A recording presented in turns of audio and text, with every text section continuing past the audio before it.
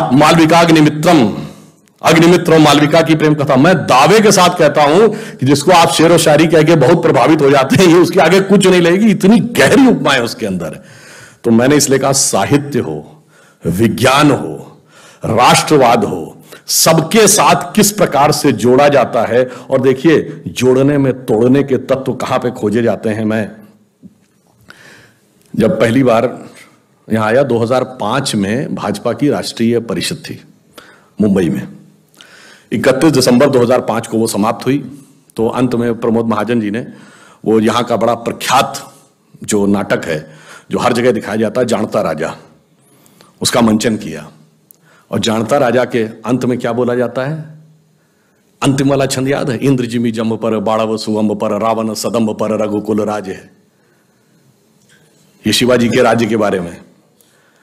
इसका अर्थ आप लोगों को पता हो तो आपको उसकी फिर ध्वन्यात्मक कहते हैं, इंद्र जिमी जम्ब पर, जिम्भासुर एक वृत्तासुर था ना, इसको इंद्र ने हराया था।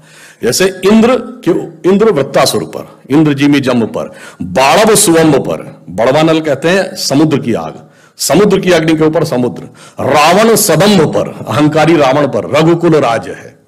और पवन वारिवाह पर, यानी पानी के करंट के ऊपर जैसे हवा दौड़ती है, पवन वारिवाह पर, शंभु रतिनाह पर, शंभु शंकर जी रति के स्वामी यानी कामदेव को, जिनको भस्म, शंभु रतिनाह पर, जो सहस्र बाहु पर, राम द्विजराज, सहस्र बाहु को परशुराम ने उसकी 1000 भुजाएं काटी थी, द्विजराम यानी ब्राह्मण राम, जो सहस्र बाहु पर राम द्विजराज है। और दावा द्रुम दंड पर, दावानल कहते हैं जंगल की अग्नि को, और जंगल की अग्नि सबसे प्रखर तब होती है जब वो बांस के जंगलों में लगती है, द्रुम दंड को कड़कड़ करती हुई पूरी अग्नि फैलती चली जाती है।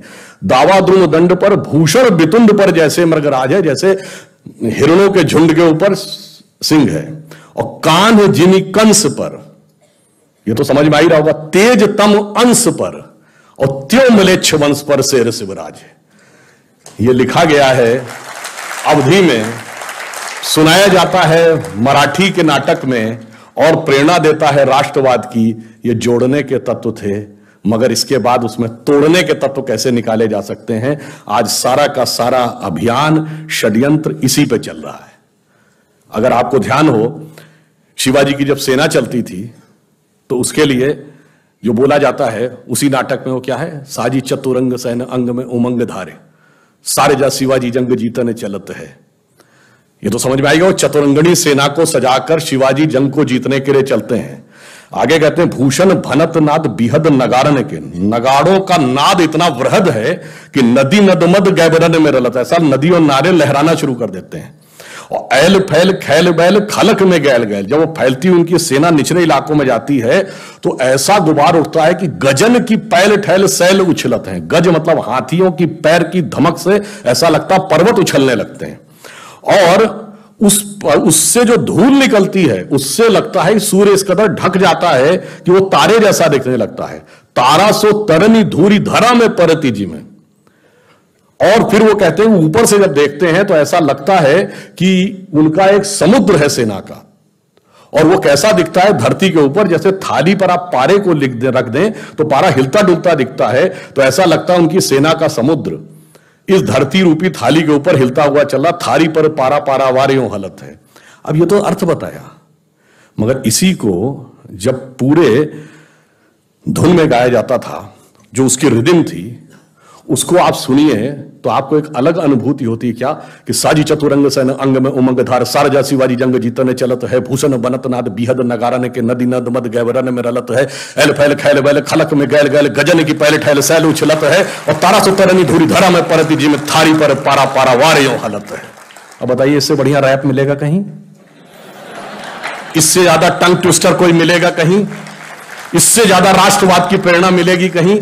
इससे ज्यादा उत्साह मिलेगा? उसकी बजाय अंग्रेजी के आतुकांत शब्दों को जोड़कर रैप बनाते हो। मेरे भाई, भाषा की महानता देखो, संस्कृति की विराटता देखो, उसके अंदर मिलती हुई प्रेरणा देखिए, तो सारी की सारी चीजें आपको एक साथ नजर आती हैं। इसलिए मैं अंत में यह कहना चाहता हूं, फिर भी कुछ चीजें बहुत ध्यान रखने की होती हैं। जानते हैं क्या होता है? हमारे सारे धर्म ग्रंथ कुछ प्रेरणा देते हैं। जब माता सीता का हरण करने के लिए रावण आया था तो आसुरी वेश में आया था क्या? साधु का वेश बना के आया था। तो अक्सर आसुरी शक्तियां साधु का आवरण ओढ़ के आती हैं। वो अपने को कहती हैं हम लिबरल हैं, ह्यूमनिस्ट हैं, हम तो ओपननेस की बात करते हैं, फ्रीडम ऑफ स्पीच की बात करते हैं। और इतनी मजेदार बात यह है कि इसमें सबसे ज्यादा जानते कौन सी दो शक्तियां एक हो जाती हैं जो सीए के आंदोलन से आते हैं? देखो, लेफ्ट लिबरल कम्युनिस्ट और कम्युनिस्ट और फंडामेंटलिस्ट मुस्लिम। और मजे की बात यह है कि आप दुनिया में एक कम्युनिस्ट देश बताइए जहां तोप लगा के मस्जिदें ना उड़ाई गई, चाहे रशिया हो या चाइना। और एक मुस्लिम देश बता दीजिए जहां कम्युनिस्ट पार्टी प्रतिबंधित ना हो। अच्छा चलिए, एक कम्युनिस्ट देश बताइए जहां फ्रीडम ऑफ स्पीच हो, और एक मुस्लिम देश बताइए जहां फ्रीडम ऑफ स्पीच हो। तो गजब है साहब, पूरी दुनिया में जो एंटीथीसिस है फ्रीडम ऑफ स्पीच और लिबरलिज्म के। और इतना ही नहीं, एक दूसरे से ऐसे दुश्मनी है, मतलब उसको शब्दशः न लिया जाए, मैं प्रतीक में कह रहा हूं, सांप नेवले की लड़ाई है।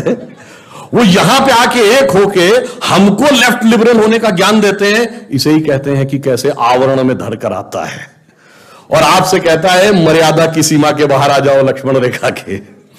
और गलती से कोई चला जाए तो बस फिर क्या गति होती है? तो रावण के चंगुल में जाना पड़ता है।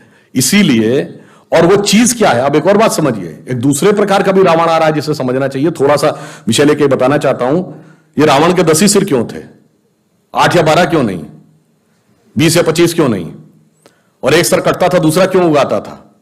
और अगर 10 ही सिर थे तो उसका नाम दशानन क्यों था? 10 मुख वाला क्यों था? 10 शीश, 10 ग्रीव, 10 कंधर, 10 उदर क्यों नहीं था? एक्चुअली में रावण के 10 सिर 10 इंद्रियों के प्रतीक हैं, और दशानन इसलिए कि 10 इंद्रियों की खुली हुई बहिर्मुखी पिपासा, the extrovert tendency of all the 10 senses. एक सर कटेगा, दूसरा उगाएगा। इसका अर्थ क्या हुआ कि एक किसी इंद्रिय की इच्छा पूरी करो, immediately it get replaced by other, even God can not stop it. इसलिए यानी क्या है, वही जो आजकल कंज्यूमरिज्म, मार्केटिज्म बच्चों को पढ़ा रहा, दिल मांगे मोर और चाहिए, हर गाड़ी भी चाहिए, ये भी चाहिए, तो 3 प्रकार की ड्रेसेस चाहिए, 6 प्रकार की स्ट्रिप्स चाहिए, जूते अलग प्रकार के चाहिए, फिर ये भी खाने में चाहिए, 56 प्रकार की आइसक्रीम चाहिए, वगैरह वगैरह। और वो 10 इंद्रियों, और उसको कभी समाप्त नहीं हुआ। एक सर कटेगा, दूसरा उगाएगा। जिस दिन आपके पास कार आएगी, आपको बड़ी कार की चाह हो जाएगी, फिर मर्सिडीज, फिर BMW, फिर प्राइवेट जेट, और प्राइवेट जेट में भी सुपरसोनिक जेट, और फिर पता नहीं क्या क्या होता रहेगा, उसका कोई अंत नहीं रहेगा। तो आखिर में उसको समाप्त कौन करेगा? धर्म की स्थापना कैसे होगी? राम समाप्त करेंगे। राम शब्द का अर्थ है रमन्ते इति रामा। रम शब्द का अर्थ होता है रमना, किसी में सेटिल होना, रमणीक स्थान, रमता जोगी। रमन्ते इति रामा वह तत्व जिसमें सारा संसार सेटिल्ड है, the element in which the entire universe is beheld. वो एब्सोल्यूट एलिमेंट है राम। और राम के पिता कौन है? दशरथ। जब 10 इंद्रियों को रथ लेंगे तो हृदय में वो एलिमेंट पैदा होगा जो 10 इंद्रियों की बहिर्मुखी पिपासा को नष्ट करेगा। तो रावण कई प्रकार से आ रहा है, वो लेफ्ट लिबरल बन के भी आ रहा है, और वो बन के, और देखिए कितनी मजेदार बात है, महिला एक्टिविस्ट जो लेफ्ट लिबरल थी, जो मिनी स्कर्ट पहनने को लेकर तो बहुत आक्रामक हो जाती थी, और वही हिजाब के साथ खड़ी थी, बुर्के के साथ। मतलब इससे बड़ा आप डाइकोटोमी ऑफ द कैरेक्टर नहीं देख सकते। और इतना ही नहीं, वो ट्रिपल तलाक और हलाला के भी पक्ष में खड़ी हुई थी। इससे ज्यादा आप मजाक क्या समझ सकते हैं कि इसका मतलब उनका किसी भी प्रकार से कोई लेना देना नहीं था किसी भी चीज से, केवल उनको एक धर्म संस्कृति के बारे में बात करे वो करनी थी। इसलिए मैं कहता हूं उस रावण को समझिए भली भांति, और उसका प्रतिकार करने के लिए सूक्ष्म दृष्टि देखिए, और अपनी लक्ष्मण की मर्यादा रेखा न लांघिए। क्योंकि रावण आजकल जानते किस रूप में आ रहा है कि वेश वाणी तत्व दर्शन दूसरों का यह सभी ले, विकृति को हम ग्रहण करते निज प्रकृति को आज भूले।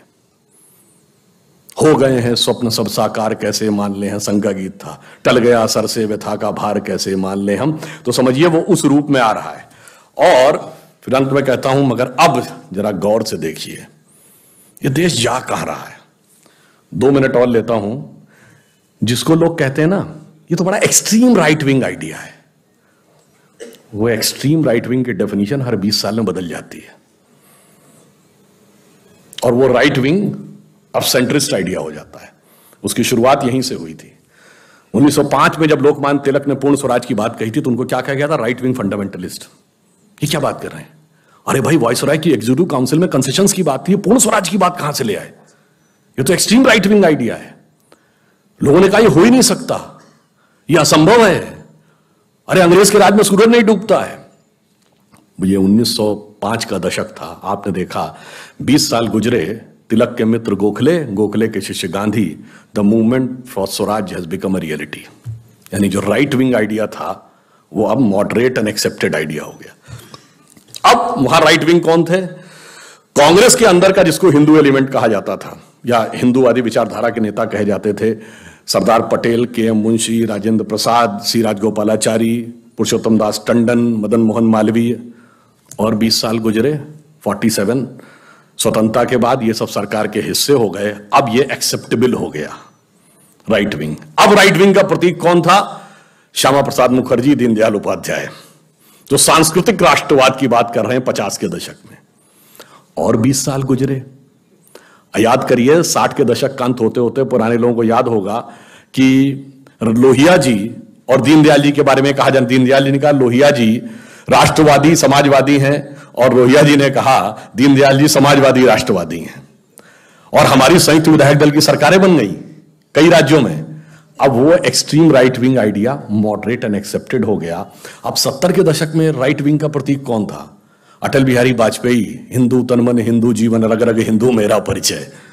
और 20 साल गुजरे, 90 का दशक, अब अटल जी एक्सेप्टेबल थे, अब अडवाणी जी राइट विंग थे।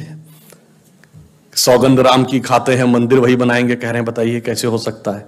और 20 साल गुजरे, 2010 का दशक, अब अडवाणी जी स्वीकार थे, मोदी जी राइट विंग है।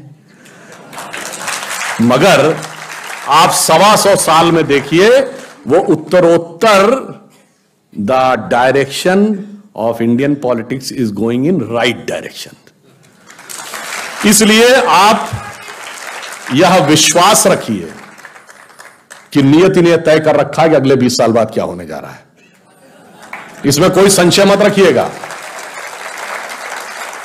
जिन्होंने इस देश की सबसे पुरानी पार्टी, जिसपे मैं मजाक में कहना चाहूंगा, जो ग्रैंड ओल्ड पार्टी कहती थी, घर में जो चीजें बहुत पुराने हो जाते हैं तो कहते हैं भाई ये पुराने हो गए कपड़े, पुराने, फिर कहते हैं बहुत पुराने हो गए, फिर अगली स्टेज होती पुराने धुराने हो गए, फिर होता है कि फटे पुराने हो गए।